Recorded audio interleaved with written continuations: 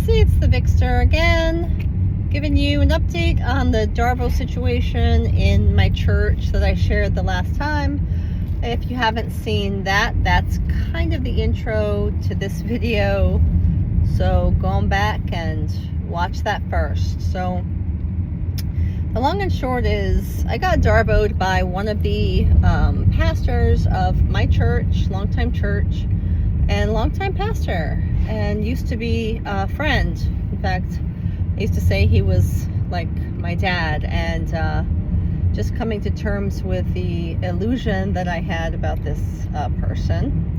It's been very painful, but very important too. So just after he got done DARVOing me about my challenging of his behavior involving getting involved in a situation that we were trying to help somebody in pretty desperate need, him getting involved and trying to sway us to do certain things or handle it a certain way.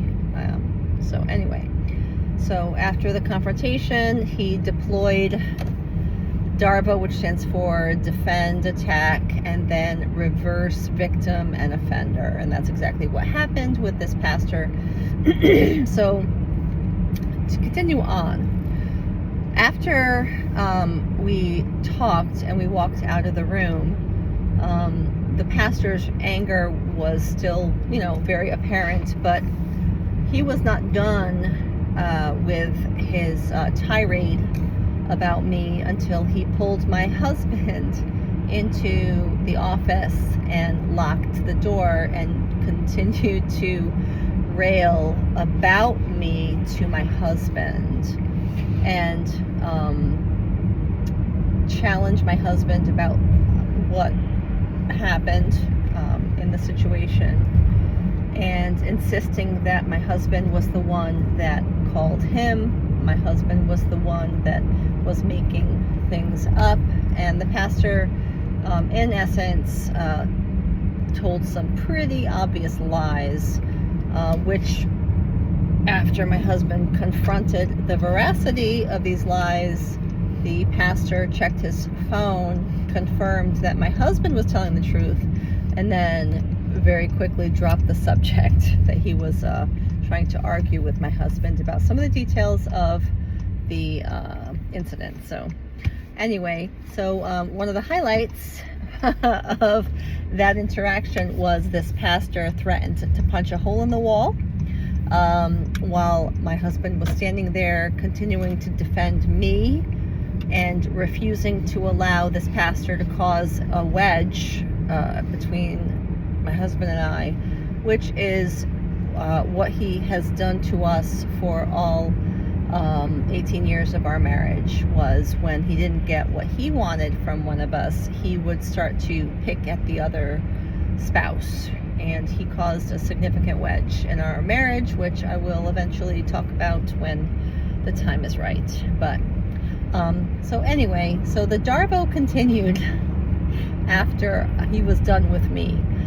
What I think happened was he was so angry with me, and he could not take it out on me because I had held my peace. I had been calm, the whole interaction calm, and refused to allow him to beat me up emotionally. And so he could not sit in his negative emotions. He could not tolerate it because he's a narcissist. He couldn't stay in his negative emotions. He had to project them onto somebody else, cast them off of himself onto somebody else, which is what narcissists do. And he chose my husband because my husband has always been an easy target that just took it from this man. And this time he did not take it, he did not back down, and he did not turn on me, which again is what my husband has done in the past with this man. Turned on me, and that is how he stayed in this narcissistic pastor's good graces. So anyway, that was something that happened after I got DARVO'd. My husband received all the anger that the pastor could not handle. He couldn't regulate himself, so he had to push it onto somebody else. And my husband's always been a soft target for this man. So that is what happened. That's part 2 of the DARVO situation. This just is evidence for what I said in my first video on this situation. You cannot put your hope in mortal man. Man cannot save. Man, especially pastors, they seem to be especially delicate emotionally and not able to handle difficult situations sometimes with grace.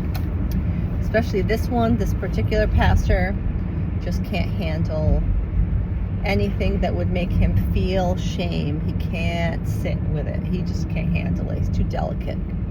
So anyway, that was part 2. My husband stood by my side this time. We've been working on our marriage and trying to make headway there. And so my husband definitely passed the stress test. So our marriage passed the stress test this time. We did not succumb to the manipulation of this man.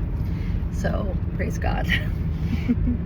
All right, that's about it. I'll be sharing more as topics come up. If you've ever been DARVO'd in church, go ahead and leave a comment, and I'd love to read them. And I'll pray for you if you pray for me. And between all of us, we'll have each other's backs. We'll have each other covered in prayer. Okay, peace out. Have a good night.